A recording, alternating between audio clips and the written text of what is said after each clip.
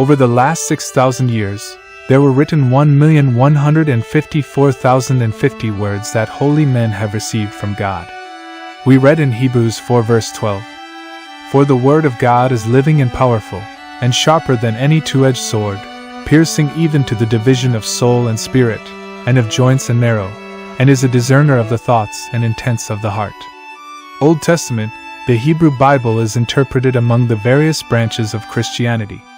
In Judaism, the Hebrew Bible is not only the primary text of instruction for a moral life but also the historical record of God's promise, first articulated in His covenant with Abraham, to consider the Jews His chosen people. There are 622,700 words in the Old Testament, collected over 1,500 years and giving a history of 4,000 years. The New Testament discusses the teachings and person of Jesus, as well as events relating to first-century Christianity. There are 184,600 words in the New Testament. It took about 45 years to write the books of the New Testament. There is no other sacred text in the history of the world that more people have accepted as the Word of God than the New Testament. Muslims believe that the Quran, the holy book of Islam, was revealed to Muhammad in his life over some time of 23 years, starting with the initial revelation at Mount Hira. After the Prophet's death, his successors compiled these divine revelations in a manuscript.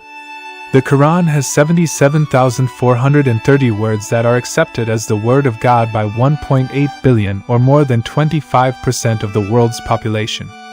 The Book of Mormon has 269,320 words and covers a history from the Tower of Babel to 425 AD. Wherefore, it is an abridgment of the record of the people of Nephi, and also of the Lamanites. Written to the Lamanites, who are a remnant of the house of Israel, and also to Jew and Gentile. Written by way of commandment, and also by the spirit of prophecy and of revelation. Written and sealed up, and hid up unto the Lord, that they might not be destroyed. To come forth by the gift and power of God unto the interpretation thereof. Sealed by the hand of Moroni, and hid up unto the Lord, to come forth in due time by way of the Gentile. The interpretation thereof by the gift of God. The Book of Mormon was translated in 90 days from gold plates by a 23-year-old man whose name was Joseph Smith. The Book of Mormon has 24% of the words from the history of man as calculated from those books that declare the greatness and power of the one God. In the totality of human time, the coming forth of the Book of Mormon was like a second, and it was done through a young man who had only a few years of school.